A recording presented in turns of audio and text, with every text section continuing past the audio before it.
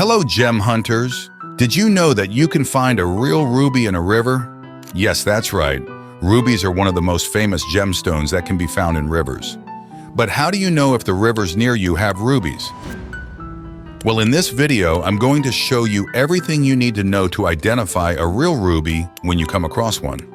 So pay attention, because unlike other common stones found in rivers, a good quality ruby can add a lot of money to your bank account. Many rubies have been found in Montana and South Carolina, but few of them were of very high quality. But rubies, even the simplest ones, can be very valuable stones. The best rubies today come from Myanmar and Sri Lanka. Look at this ruby on your screen now. It was found in Sri Lanka. It's an exceptional piece, isn't it? But can you tell if that rough red stone you found in a river is a ruby? In case you didn't know, not all rubies are as red as those from Sri Lanka. Some may be different colors. In their raw state, even if they are colored, these stones can disguise themselves among ordinary stones, which means that you may have already found a ruby and not realized it. What's more, since rubies are not the only red-colored gemstones, a high-quality red garnet can easily be mistaken for a ruby by newcomers to the world of gemstones. But how can you tell the difference between a ruby and other red stones? Depending on the country you live in, your region may not have the best rubies in the world. So the first thing to learn about rubies is that they're not always the reddest stone in the river. And there's a reason for that. Most rubies found in rivers are considered low quality, but rubies are still rare, so if they have a good color, they can already be considered valuable gemstones. If you hold a ruby in your hand, you will immediately notice that it is much heavier than any other stone of the same size. Then, when you hold a ruby in your hand, you'll be surprised at how heavy it is, because it weighs almost twice as much as an ordinary stone. Rubies are also the second hardest stone in existence, after diamonds. Ruby is a variety of the mineral corindon, which has a hardness of 9 on the Mohs scale, and it's basically made up of aluminum and oxygen, which means it's the same mineral that makes up sapphires. So if you find a ruby, even if it's of poor quality, it means that you can find sapphires in the same region. Now that you know what a ruby is, let's talk about its colors. The main characteristic of the red tones of a ruby is a slight pinkish hue, as if it were a red with a touch of intense pink, sometimes almost purple. This is why we can also find rubies in purple or pink. The red of a ruby is not like the red of the Chinese flag, for example. It's a red more like a laser. If you look closely, you'll see that it's a red mixed with pink. Well, that's the shade of pink in most rubies, maybe not as intense, but it's a good example so you can see the difference. At first, it seems a little difficult to distinguish this shade of pinkish red, but after a while it becomes unmistakable. If you see a ruby in the matrix rock, it may be associated with a green stone called zoisite, which is this beautiful stone that appears. In other words, if you find fragments of zoisite, it also means that there may be rubies and sapphires in the area. So look for green stones with pink dots. This could be a ruby in a green zoisite matrix. If you're in a river, you may find a ruby with a very dark color and not realize it's a ruby. In this case, look for the heavier stones. Separate them and use a flashlight to see if the colors resemble the shade of pinkish red, even if it's a little paler or even a little darker. In some stones, you may notice spiral reflections like scales. Look closely at the stone. In rivers, the stones will probably be quite small, so use a magnifying glass to see these details better. Use sunlight or a flashlight to reflect some light and move the stone very slowly to show the details of the stone. You may also notice crossed lines in some stones like the weave of a fabric. These two aspects can also help you identify sapphires when they are stones of other colors. For curiosity's sake, rubies and sapphires are the same thing. The only difference is their color, while rubies are pinkish red stones. Sapphires represent the other colors. So everything you're learning here about finding and identifying rubies also applies to sapphires.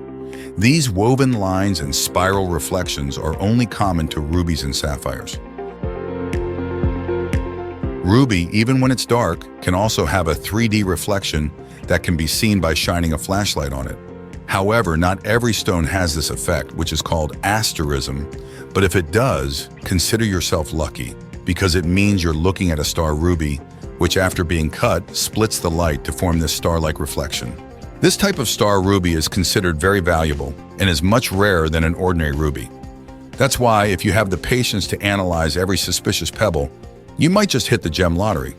If you do manage to find a real ruby in a river, even if it's of poor quality, it's always good news, because there are bound to be others nearby, and there's also the possibility of finding other associated gemstones, such as sapphires and diamonds. My life.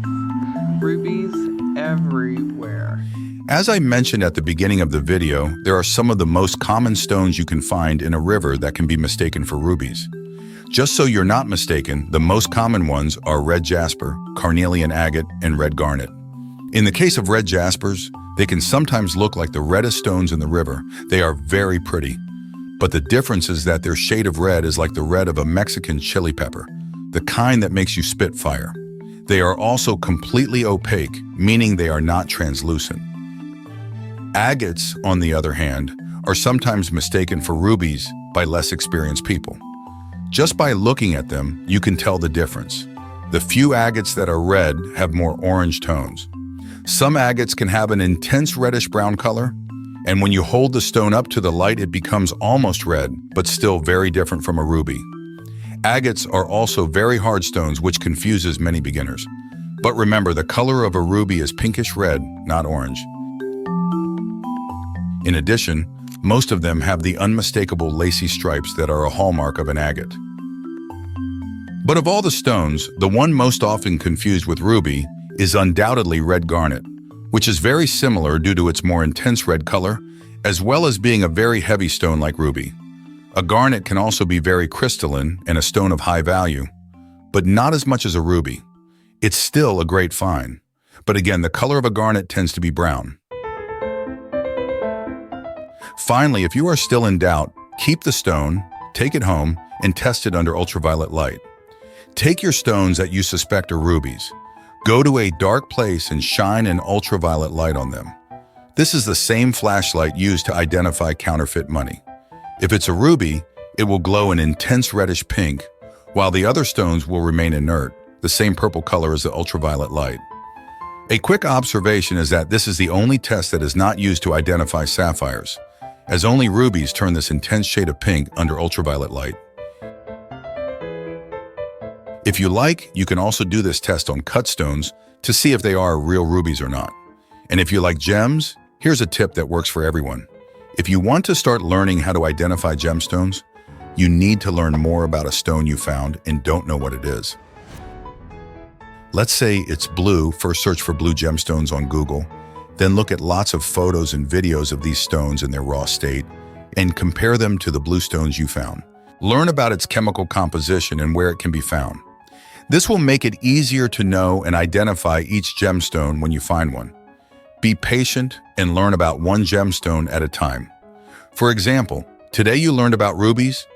Tomorrow you can watch more videos here on the channel to learn how to identify diamonds. But if you want to go even deeper without having to research each individual stone, you can find all the gemstones tabulated with their respective characteristics in our digital gemology book for beginners. And as a result, you can also help support our GemStones channel. Now continuing with diamonds, in this video that is showing on your screen, you can learn 7 home tests to identify diamonds. Thanks for liking and subscribing. Good luck, Gem Hunter.